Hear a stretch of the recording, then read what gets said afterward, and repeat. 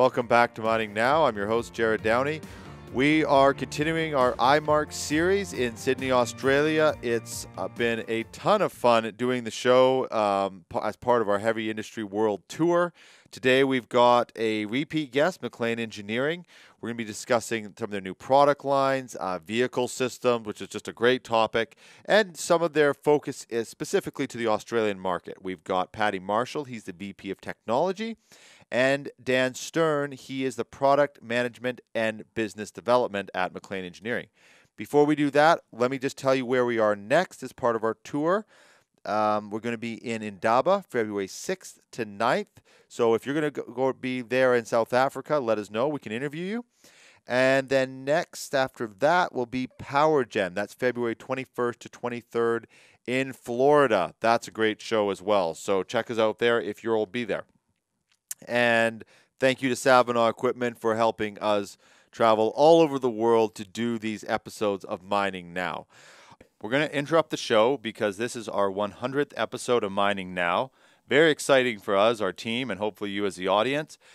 And we also are running a contest for the next 1,000 subscribers. One of those subscribers on YouTube would get a Makita drill set. So for the 100th show and our next 1,000 subscriber contest, we're going to announce the winner, who is Neil Foreman. So, Neil, we're going to try to find you. We found you as a subscriber on YouTube. We're going to try to find you in real world so we can send you the Makita drill set. Congratulations, and a special thank you to everybody who has supported the show. And here's to the next 100 episodes. Paddy, welcome to the show. You're going to be the first guest, and we're going to have Dan on in the second half. So thank you very much. What the audience isn't seeing is we've been moving you all over the building, so trying to get the right connection. So thank you very much for your patience. It's very much appreciated. Yeah, so let me introduce a little bit about McLean Australia. We have been in the country from the early 2000s, and we did establish a branch over in Perth from just before 2010.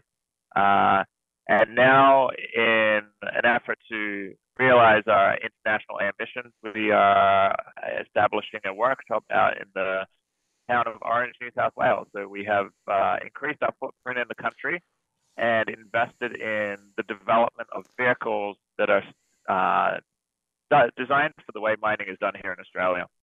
So I imagine there's a lot of similarities, but can we maybe highlight some of those specifics of what would be some of the common one, maybe even the common differences you'd see or specialty stuff that you'd see in the Australian market? Demand here has shifted towards operator comfort.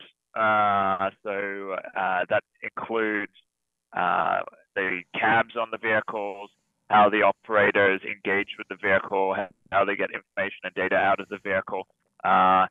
The goal in mining here has been to increase productivity and safety, and they're doing that through things like more advanced vehicles, remote operation of vehicles, electrification of vehicles.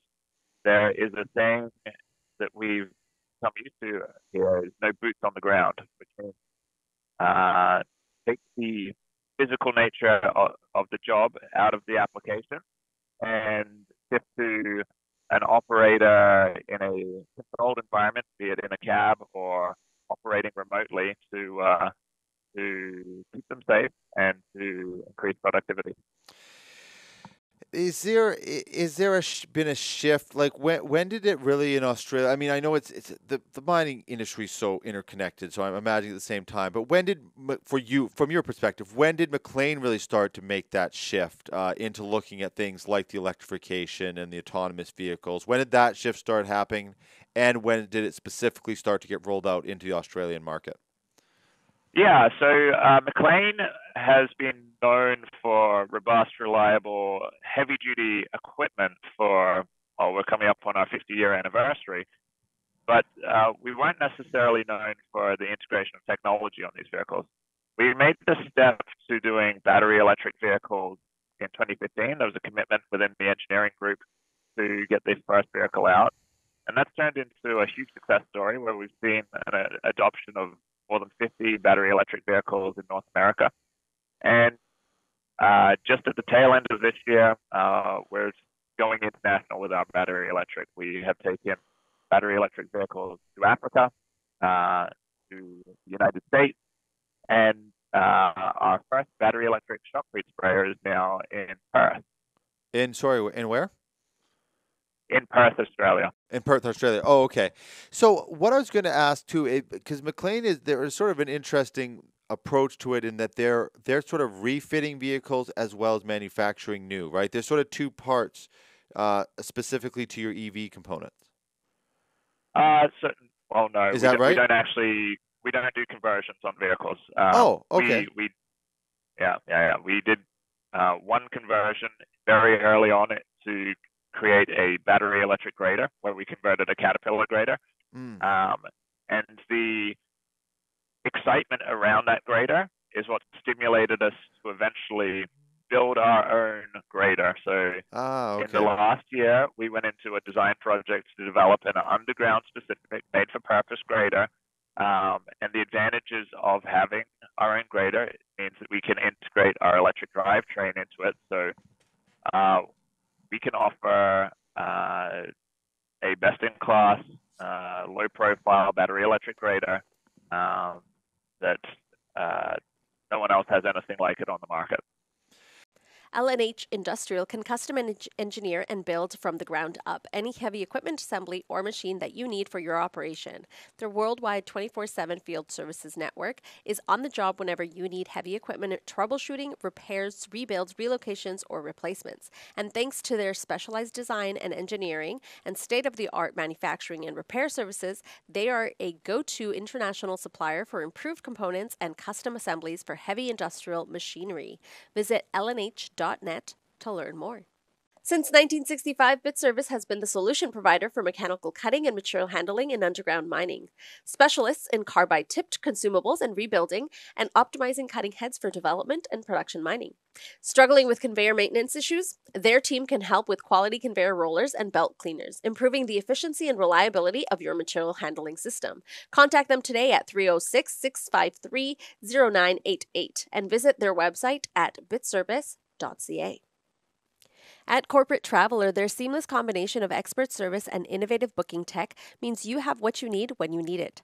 Mining companies need experienced agents who know how to get you to far-to-reach destinations with ease, who understand rotational crew travel, chartering, and so much more. And with an average tenure of 8 years, their agents are the best in the biz and are experts at managing all your mining travel needs. Have an emergency? They've got your back 24/7, anywhere, on any device. Don't get stuck with complicated and rigid travel options. Get it done with Corporate Traveler. Visit them at corptraveler.com. So in this, there must be a lot of discussion around, and specifically from your role in the company, there must be a lot of discussion around sort of that cost comparison then to the EV, to the diesel, and how to calculate it in that. Can you walk us through what that discussion is like with customers? Because I'm sure it's an ongoing one. Yeah, absolutely. So for adoption of battery electric equipment, there's a lot of new things to learn on the mining front. It's where do I need power infrastructure? How am I going to recharge the batteries in my vehicles? What spare parts do I need to keep for my vehicles? What training do I need for operators and for maintenance personnel to operate and maintain these vehicles? So to support the adoption of battery electric vehicles, we've put a lot of time into all those facets. We maintain on staff personnel that help with integration planning. They can do duty cycle studies to evaluate what will and won't work in battery electric in a specific mine. We have the training team developing documentation and training to support the adoption of EV from an operations standpoint, and we can guide a customer through the inventory process for battery electric vehicles. What about the other thing that's obviously front and center here? Actually, I want to circle back to, you sort of went through the sort of the layers of the control system Can we walk through those a bit and just sort of take them one step at a time? I believe you mentioned four already. Yeah. So our engineering group has grown significantly since I joined the company. I came on board in 2018 to outline our technology roadmap and how we would integrate that technology onto vehicles.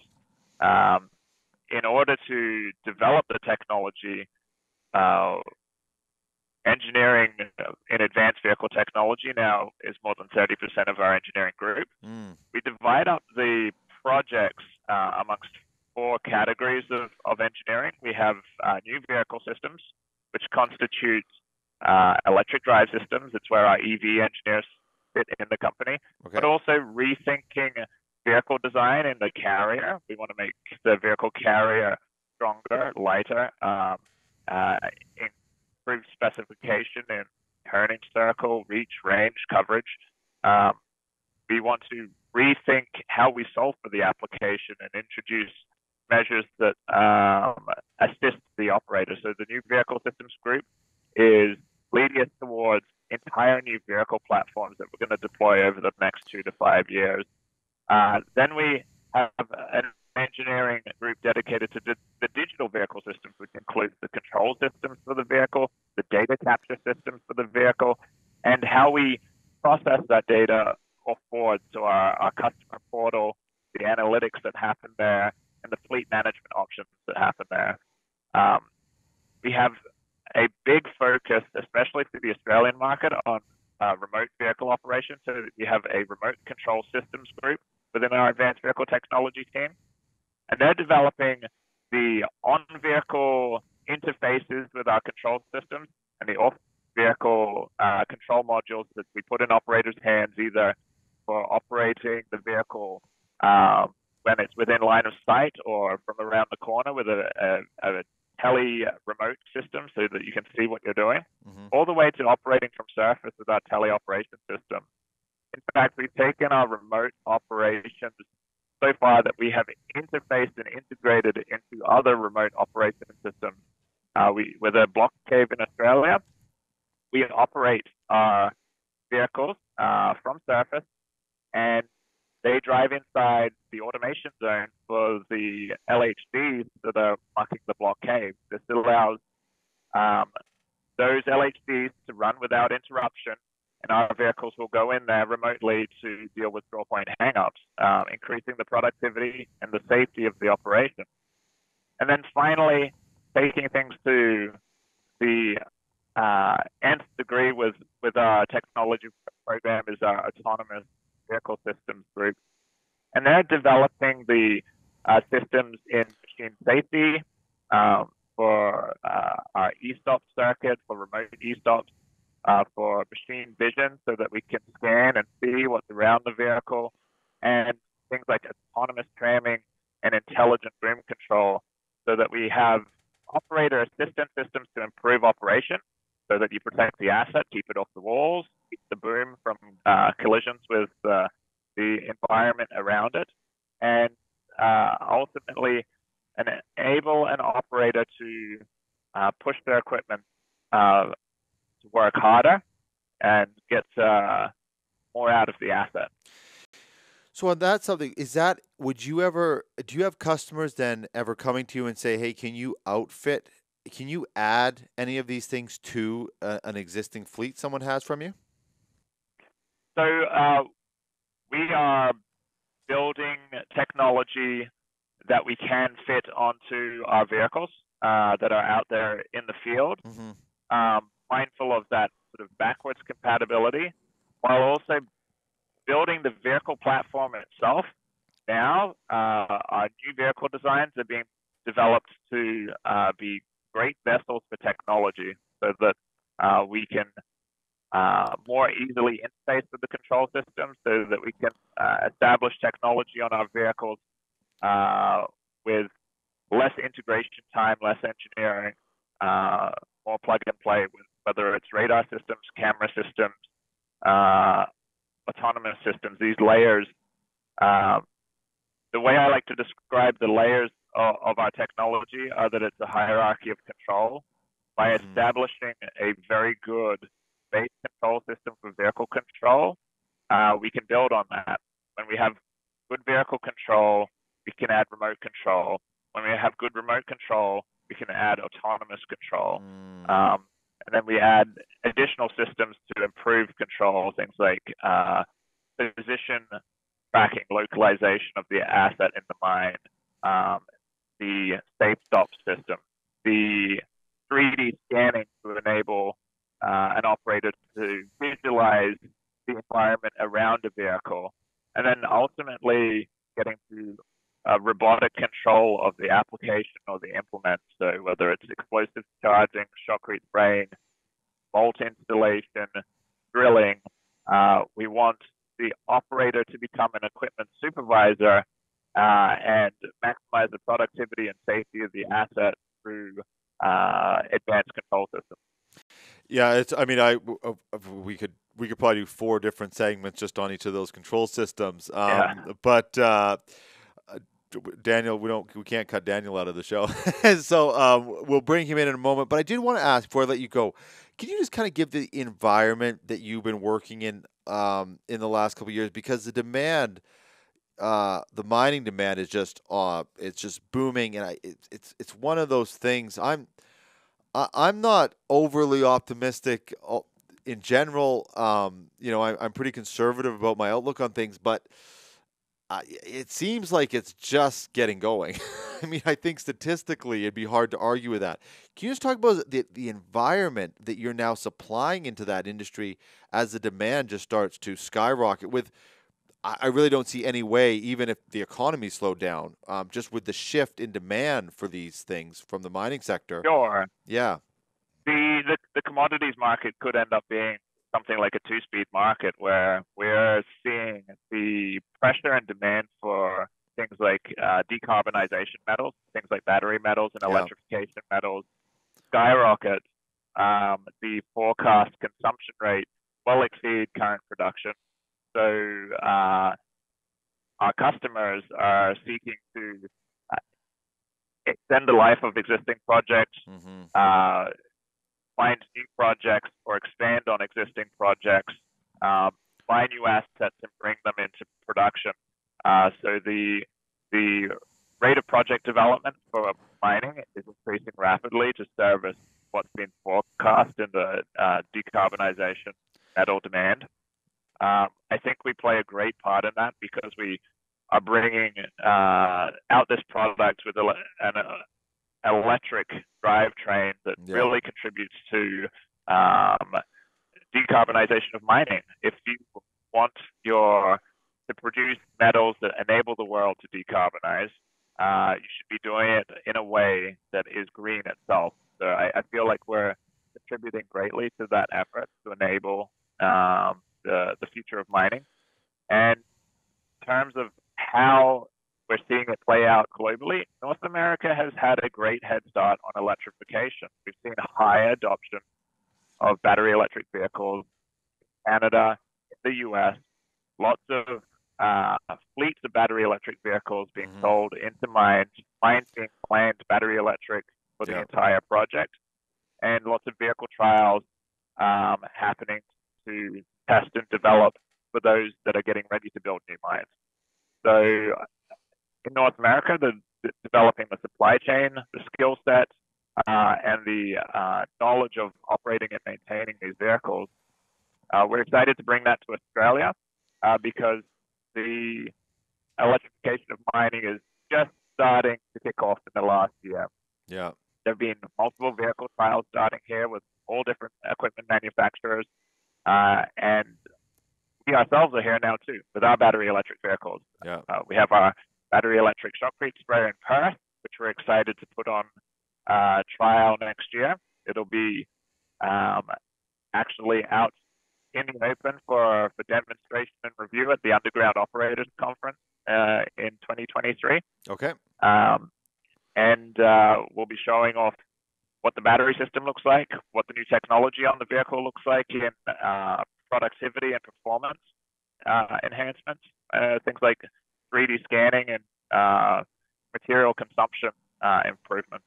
Yeah, it's going to be exciting. I hope we get to be a part of that show and sort of showcase that through our channel as well. It's just amazing. So, Patty, unfortunately, I have to let you go. You're bringing up topics that it's like killing me because I can't. I've got about 10 follow-up questions, but we're gonna have to bring in Daniel. So thank you very much, and I hope we get to do this again soon. Jared, thank you very much. Thank you, sir.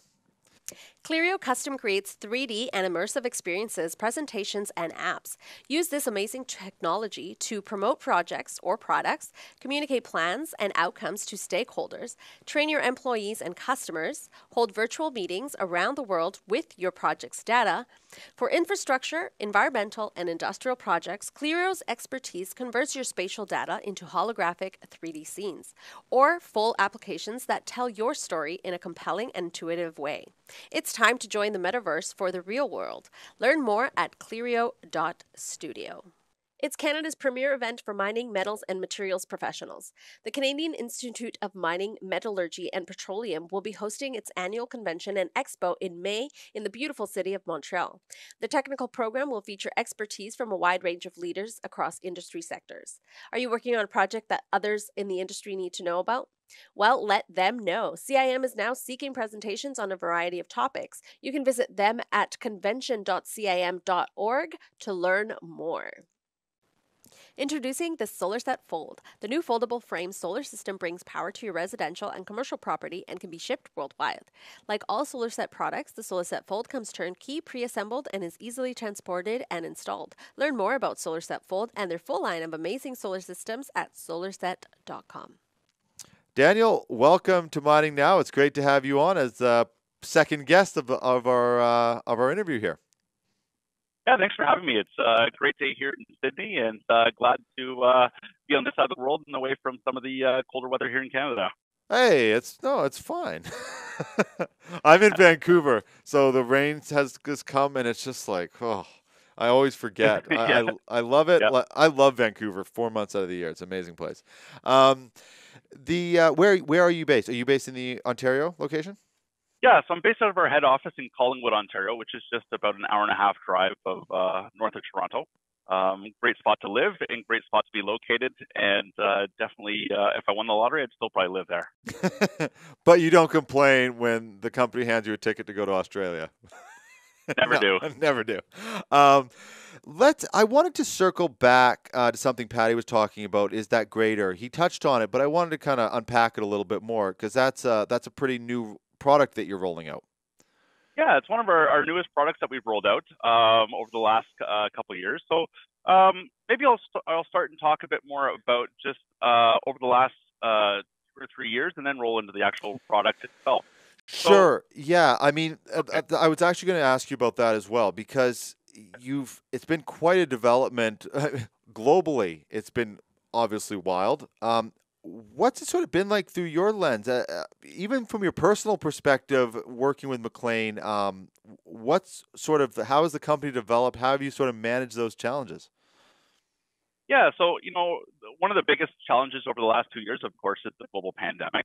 At the start of the pandemic, our very centralized engineering offices disbanded. They all went home, brought back home, and as a product manager, I fully expected that our productivity and new product developments would just go right off. But it was the actually complete opposite. Once everybody got their feet under them and understood how to operate remotely through some of the new technologies out there, like Microsoft Teams, and as well as all the other scheduling and project management tools that we now run, we became an absolute powerhouse of engineering. Not that we weren't before, but really we were able to harness that and get some really great products out. So over the last 2 years, we were able to launch a lot of great products, including the new GR5 grader. And that one there really came to us, I guess in about 2018, we had dabbled in the grader business. We had worked with Goldcorp, or now Newmont, the Borden mine, in their fleet electrification project. And basically, at that time, they said, hey, we have this whole fleet of equipment operating underground, but one of our last remaining pieces that we don't have EV is a grader. So at the time, we said, well, we're really not in the grader business, but we are in the EV drivetrain and EV product business. So they gave us a diesel grader, a Caterpillar diesel grader, and we electrified it for them. But that really kind of piqued our interest in that grader market. We said, every single mine around the world has graders, and graders are required typically for maintaining all your roads underground. They are definitely required for maintaining your roads, maintaining smooth roads, which basically means lower fuel consumption or lower power consumption for EV mines. They're able to increase cycle times in haul trucks and scoops by not having to slow down over bumps and things like that. So really, a grader is a super valuable tool in any underground mine or any mine in general. So that really kind of piqued our interest. So we started to do a bit of a market study there and saw that really nobody was making a purpose-built grader for the underground hard rock mines. And so we got into it. So we decided to really evaluate that and build a grader. So it started with doing a market evaluation and looking to see what customers were looking for. And that kind of brings us to our new ethos, which is this phrase that we coined called application intelligence. So that is kind of our driving force behind our product management group. So what it is basically we build products that not what we think will be required by the market, but basically going out, understanding the market, understanding everything about that application, the customer requirements, what exactly they're doing, spending the time getting underground, learning before we actually go and develop anything. So that was kind of the first process of developing the GR5 grader was finding the requirements. So a lot of the products that were currently being put underground were surface products that would be brought underground. So with surface products, there are challenges, things like turning radiuses. Mm-hmm. Underground mines a lot of times have tight turns, and those big surface graders can't navigate around the mine. So of course, we need a machine that's highly maneuverable and best-in-class turning radiuses. We also need a machine. These things are typically operating on ramps, up ramp or down ramp, versus a surface grader that a lot of times is running on flat. So we need something that's got the best tractive force in the industry. So we set that as a goal and guideline. And the last one there is a lot of times when you are taking a surface grader underground, you're having to do things like do a chop job on the cab to get the tram height down to fit into some of the tram height restrictions in mines. So when that happens, you cut out a lot of visibility of the working area. So we needed a machine that had best-in-class visibility, best-in-class turning radiuses, and best-in-class tractive effort. And with that, we basically brought that to the market. So once we decided that this is kind of the scope of the product we needed, we needed the talent. So quite so happened that there was a large grader manufacturer that recently closed up factory, and there's quite a lot of engineers that were available to come work for us. So we actually hired the talent. We partnered with people out of the old Champion Motor Grader Group. Oh. And they came to work for MacLean and helped us develop grader, and we were able to do that. Again, this has all happened over COVID, so this happened in about 9 months from napkin sketch to final design. 9 months, which is an extremely aggressive timeline. Yeah, and we developed a product that hit the market quite well. Yeah, that's amazing. And I wanted to circle back to something you said at first of when you adapted and all the engineers went home, literally. So, and I was curious, would it have typically taken 9 months, or did you find that it actually increased the productivity? Having people working from home and just that different way of collaborating, did it expedite the process at all, do you think? I would say it certainly did. What COVID forced MacLean Engineering to do is to bring in project management and proper project management. We always did sort of project management, but realistically, now that people are now working from home, we brought in kind of the agile project management system, which is basically every morning everybody gets on a 5-minute stand-up call saying, this is what I did yesterday, this is what I'm doing today, these are the challenges I'm having, and address those. So that is kind of one of the main things. We're able to segment each project into little tiny individual pieces, and that was able to bring some of these larger machines to market quite a lot faster. Did you, you just outlined I have two questions. One more about the grader, but I want to stick with this sort of this development of the team as well. Did you keep any of that, has everybody come back now, or have you kept some of that sort of hybrid system in place? I'm just curious about from a productivity standpoint. Yeah. So, two things. Yes, all those systems and processes we've kept in place and even developed more upon. The second thing that we realized is that once everybody left the office and worked from home, and we were equally as productive all working from home, in my case, working from my basement for 2 years, we realized that, okay, you really didn't need to be in the office to be that equally as productive, which allowed us to have the mindset of saying, okay, let's hire some people who typically would not come to live in Collingwood or Sudbury or whatever else. So we were able to actually go a little bit more abroad and find the talent and the resources to come work for McLean. And that's still the case. Amazing. Yeah, I mean, I've got my own theories about it as well. I think a big part of it is it does open up the pool. People that, working from home and kids and all that sort of thing. I mean, that was a major challenge for a lot of people. So that limited the workforce in some ways.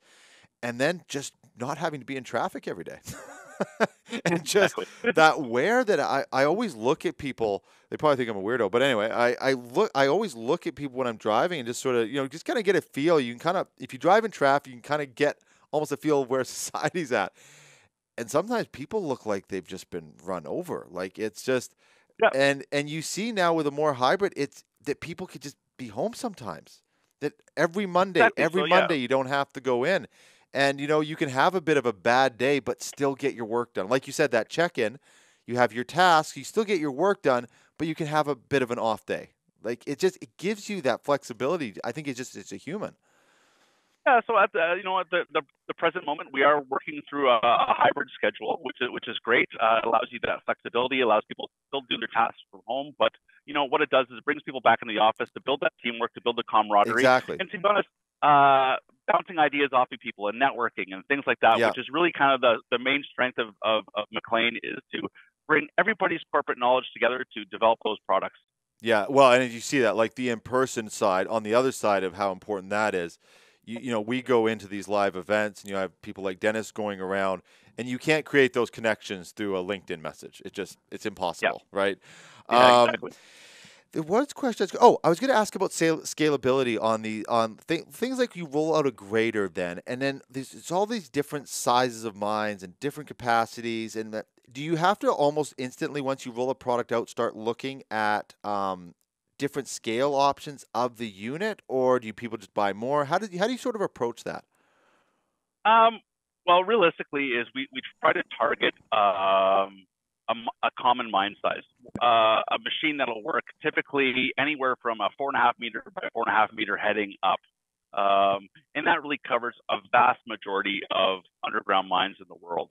That's kind of where we go from there. But realistically, all new product developments at McLean, from talking about scalability on maybe on the diesel versus EV powertrain side, is every single product that is now coming out of McLean is designed from the ground up with the intent that it'll be a battery machine, and B, a diesel machine. So they always have the ability to do that. Because what we've done in up till now is basically take our diesel machines and batteryize them.